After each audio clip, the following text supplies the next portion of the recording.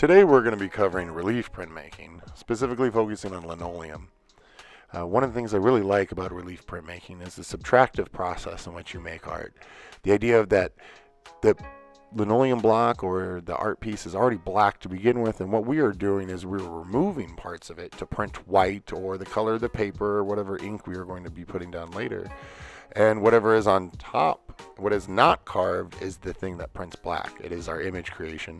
So it's a slightly inverse way of thinking, but it really helps deal with positive negative relationships. It helps with contrast, and for the most part it just looks dope. So that's a very simple way of making artwork. It's a very traditional way to make it at home as well, because you need limited materials to create it. But it always goes down to the very simple: what you remove doesn't print. So with this block up here, I carved the white away and left the black. And then I also remembered that I want this to be in the proper orientation. So the block has to be backwards from whatever I want to print on top. There's not much to think about with that. I will show you exactly how to do it. But if you're not cared too much about orientation, it doesn't matter to you anyway.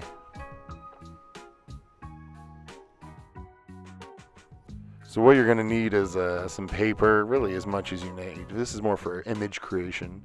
A piece of linoleum, I like to use golden cut. A brayer, that's for applying the ink. Some charcoal, it's for transferring. Different types of ink. I have some Super Graphic by Bill Fick ink I really like because it cleans up with soap and water very easily.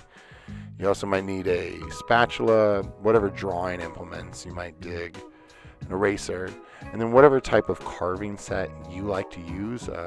Like there's a speedball one, there's flex cut, and then flex cut ones are pretty nice, and then power grips, which are the ones I personally use the most.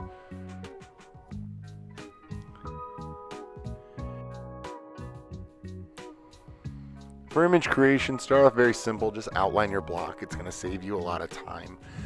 For your drawing, keep it simple at first until you start actually carving to know what things do. My recommendation is whatever you're drawing is going to be a lot thicker or chunkier by the time you finish carving it. So even a simple pencil drawing or detailed pencil drawing, knowing you're going to lose a lot of detail from this. Now we need to inverse this because I have text on the front, and I want that to be backwards when it's on the block. To do this, you're going to just trace it onto the back of the paper.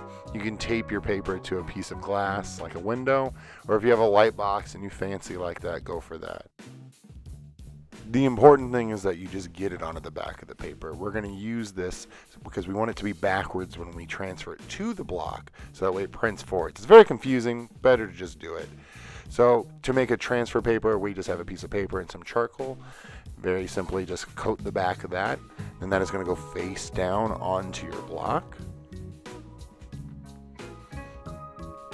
Now I want you to take your image and place it on top of there, now that you have that inversed as well. Alternatively, if you don't care about things printing backwards, you don't have to do a lot of those steps. You can just draw even directly on the block if you want to. Whatever you're more comfortable with. I know a lot of people like to prepare and practice things beforehand. So now that I have the charcoal there, I'm going to use a pen to trace my lines. This is going to use the charcoal to transfer my image down. If you've ever done like graphite paper, stuff like that, same idea. I like to use a different colored pen because it makes it easier for me to see, so I don't go over the same thing multiple times. You can always pull it up and see what your progress looks like. You can also put yourself into fast forward mode if you get bored.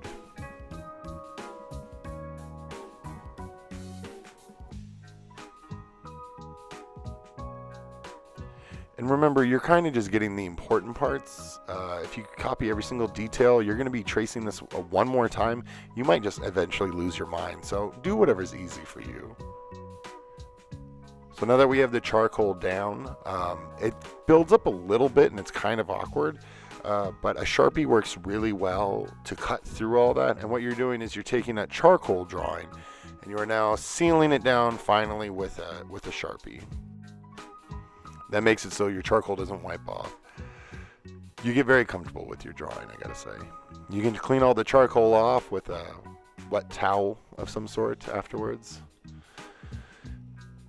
Now, to start carving, the most important part is to just start. It's always difficult. I say this as someone who has carved hundreds of blocks at this point. It's always just where do I start? The easiest part could be any areas that are going to be white. Because remember, as we're working on this, what we carve is going to be the color of the paper. So if we mess up on something, it's good to mess up in an area where you're not going to really notice it, right? So go ahead and start there. If you don't have much white, well, maybe make some white. Or you can take a scrap or whatever.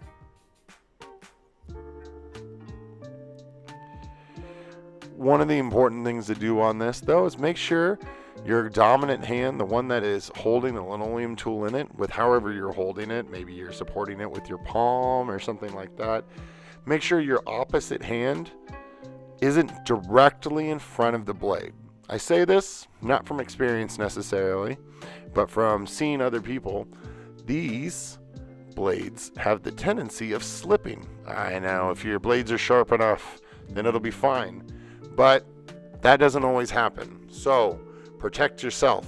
When you are carving, don't put your hand immediately in front of the blade. Seen plenty of people go to the emergency room, and they're always embarrassed about it. Because the very obvious way to never cut your hand with printmaking is to not put your hand in front of the blade. Now, I might be doing it here, but it's far enough away that if anything happens, it's not a problem. Also, I've been doing this a lot longer than you. So do as I say, not as I do. Keep your hand away from the blade.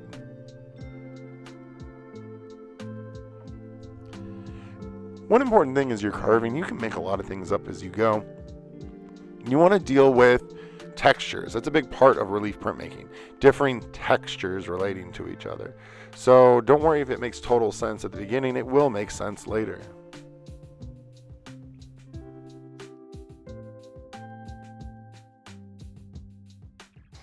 Now for printing, you can approach it in a very simple way. I like to make things as simple as possible on myself personally. So for registration, you need a place to lay your paper down to make sure it's straight every single time. And the easiest way to do this is to take the paper size that you have, put your block right down in the middle of it, and trace it with a pen or a pencil. You could measure it if you want to use a ruler, or you can just do it like this. It's always worked for me, and I don't see why I won't continue doing that in the future.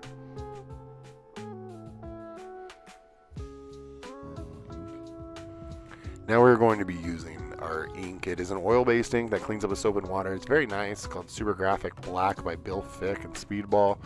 Really big game changer whenever it came out for me as an educator.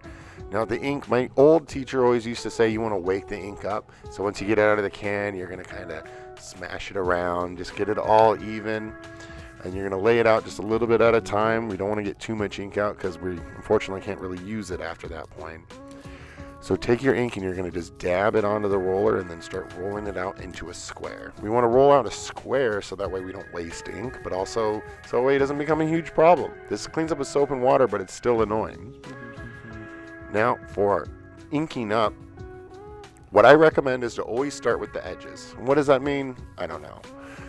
But whenever you're inking up, think about the edges of whatever you are inking. The inside will ink itself just by the pressure of you going over all of it. So if you work on the outsides, it'll always match the insides. I don't know exactly what that means, but it has always worked for me. So go for it.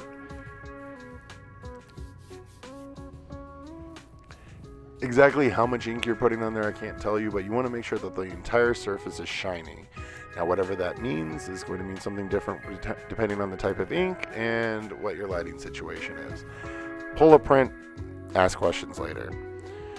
So you're going to take your block from the piece of newspaper that we had the block on, and then we're going to put it under a registration. We never want to ink up our block on the registration. Never, ever, ever. Because if you get ink on your registration, it's going to get on your final paper and everything's going to look terrible. So do yourself a favor, do me a favor. Never ink up on the registration. Your printing paper you're going to put on top of the block. We're going to kind of pinch it with our forefinger and thumb, and that's to make sure that it lays down really flat. We don't want this to shift at all as we're laying it down because it'll print terribly. Now when printing with the press, you need to put it with the artwork going face up. The board and the blanket are going to go on top of that to make a little printmaking sandwich. When you're rolling the press through, when you're cranking it through the press, make sure to avoid the drum barrel as much as you can. It will ruin your life if you catch your finger inside of that. I wish I was joking, and I unfortunately am not. Do not catch your finger in the press, because then your finger's done.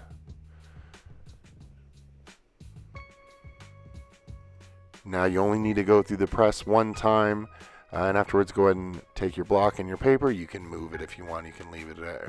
But ultimately you're going to just pull the print off. One quick movement, don't stop, just pull it off like a band-aid, and there you go. One art, please. Great thing about printmaking is the idea is about repetition. So you're going to do it again, and you're going to do it again, and you're going to do it again until you have something that's called an addition. At least 5 is what I ask for, but you can print as many as you want. It's actually pretty easy when you're by yourself at the press too.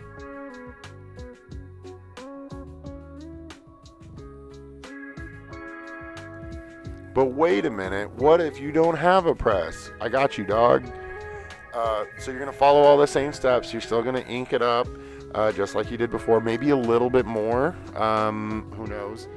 Then you're going to register it, put paper on just like you did before. The big difference is instead of a super expensive, super dangerous printmaking press, we're going to use Dr. Pepper or whatever can of soda you want to use personally.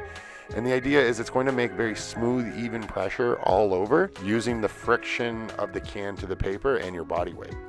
So you can just kind of push it over the entire image.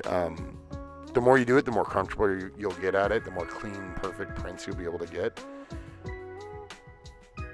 It's going to want to move around a lot on you. There's not really much you can do about that.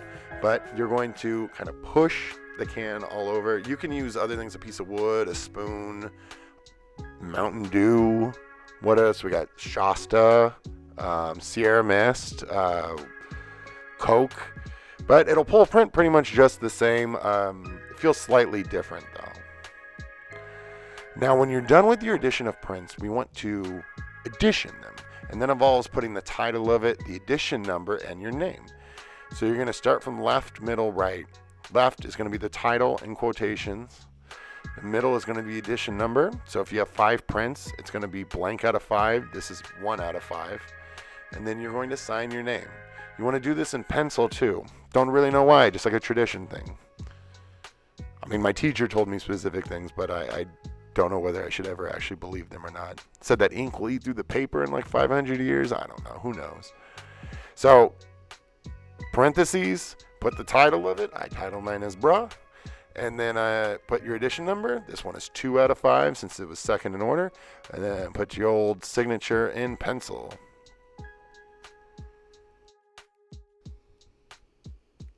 Go ahead and continue editioning the rest with your numbers, and then you have yourself a nice little select piece of artwork, each one original and handmade. When you're done, make sure you clean up after yourself. That's always important. This cleans up very easily though with soap and water. You're going to scrape all the excess off, put it on that newspaper you had before, dump some soap and water on there, and then I like to take a nice paper towel or maybe a wet towel, like a Clorox wipe, and clean everything off at the end. See ya.